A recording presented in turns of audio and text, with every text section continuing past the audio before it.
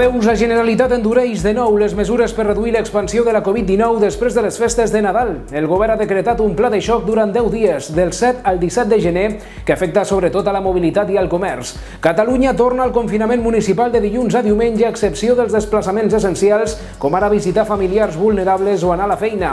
Pel que fa al comerç, els centres comercials hauran de tancar durant tota la setmana i només podran obrir les botigues de menys de 400 metres.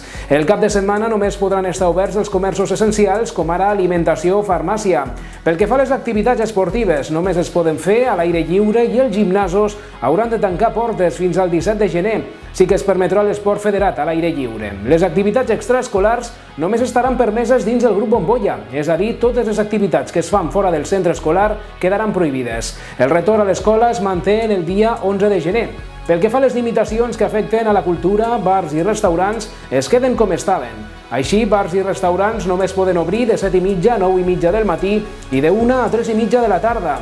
Dins d'aquest horari, les terrasses de bars i restaurants es mantenen obertes i l'aforament a l'interior dels locals es limita al 30%. Els establiments que fan menjar per emportar també podran obrir de 7 a 10 de la nit i fins a les 11 per fer repartiment a domicili.